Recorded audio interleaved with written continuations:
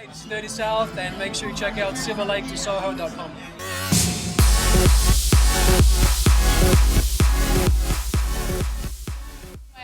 How do you think the Australian house scene differs from the American one? Is it similar or is it really different? I don't really think about it. I think when I think about music, it's more like it's worldwide. Yeah. So I don't really try to compare what's what. I think it's the same to me because you have the internet, so it's in the US, you can the music right away, and same as Australia. So it doesn't really matter where you're from. It's just like I think house music and electronic music is all the same.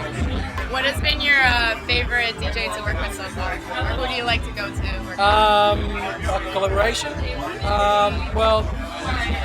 I would say my favorite collab that I did was with Axwell for Sweetest Position, the remix. It's one of my favorite tracks still to date. So, I love working with everybody. It's always a good time, and I think we always come up with a good result. But if I had to pick one, it would be. Are you guys good friends? Is that where? Yeah, we're also friends. Yeah. So I think it's nice when you're friends and you can do that as well. You can work and be friends. So. How'd you guys meet? How'd you get that bond going? We met through music. I think Axel was touring in Australia, and we just met up, and we started talking, and one thing led to another, and Do you prepare a lot of your sets, or do you do a lot of like live work? I prepare stuff, and I also do a lot of live stuff. So it's, a lot of thought goes into my sets as well.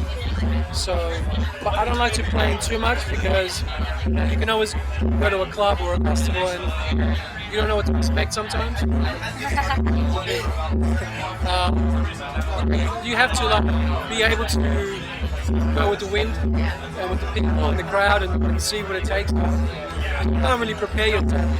Yeah. It's tough. You can always go the wrong way, so you got to be able to adjust to the crowd. I like to do stuff live.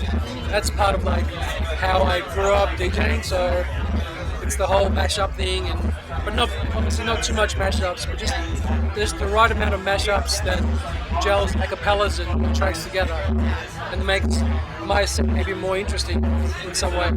Not always the same set, basically. Yeah. Speaking of background, how did you get into DJing? What got what got you into that? I have no idea. No idea. I guess music.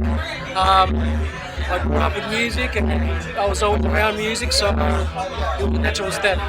Just a natural step. Who did you meet up with? Who got your career launched, or did you just put your tracks out there for people? Yeah, I started doing it myself, and trying to network as much as possible. And I think the first big person that heard my music was Big Tom.